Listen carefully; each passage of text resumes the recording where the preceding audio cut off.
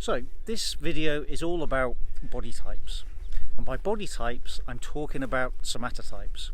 You've got the ectomorph, someone that's thin and tall, the mesomorph, someone that's athletic and muscular, and the endomorph, someone that's shorter and usually carrying around a bit more body fat.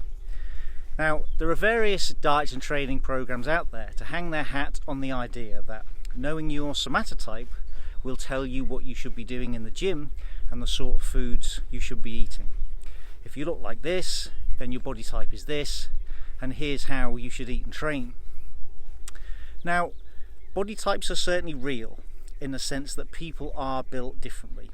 Some people are naturally tall and thin, while other people are shorter and tend to store a bit more fat, while others will naturally carry around a bit more muscle.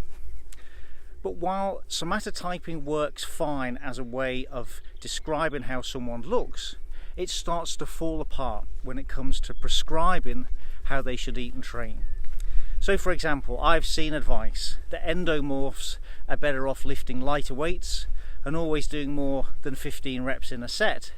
Ectomorphs, on the other hand, should be training with lower reps and heavier weights, and it's a similar story with nutrition. Mesomorphs, for example, are supposed to do better on a balanced diet with roughly a 40-30-30 split between carbs, protein and fat. Endomorphs, on the other hand, are supposed to be eating less carbs and more fat, while ectomorphs should be going the other way, eating more carbs and less fat. But it's rare to see anyone citing any evidence to support this advice, and the reason is there isn't any. It's based mainly on tradition, guesswork, or people just copying and pasting stuff that they found elsewhere. And a lot of it is completely interchangeable in the sense that you can replace the advice given to the ectomorph with the advice given to the mesomorph, and it's not going to make a blind bit of difference.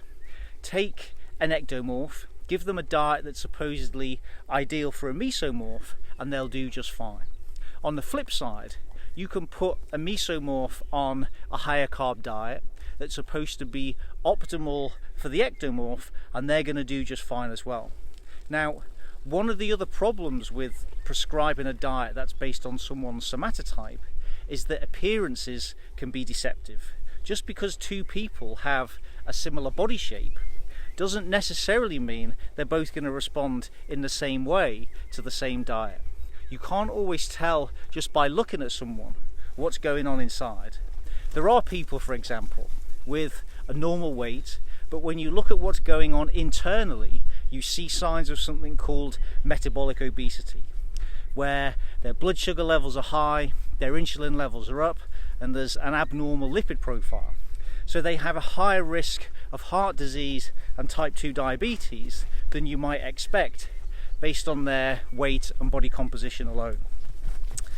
Now, on the flip side, some people can be obese, but metabolically speaking, they're relatively healthy. So just because someone has this or that body type doesn't automatically mean you can prescribe a diet based on that body type.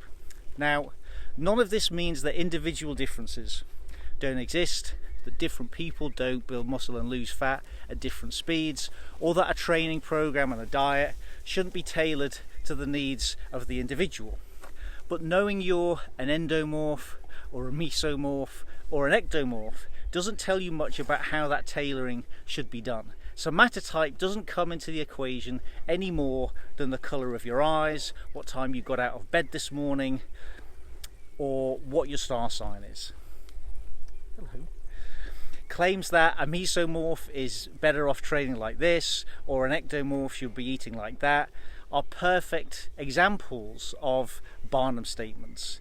Essentially, the advice is usually so vague and so general that it could apply to anyone. Anyway, thank you very much for watching. Please subscribe to my channel, and I will be back with another video very soon.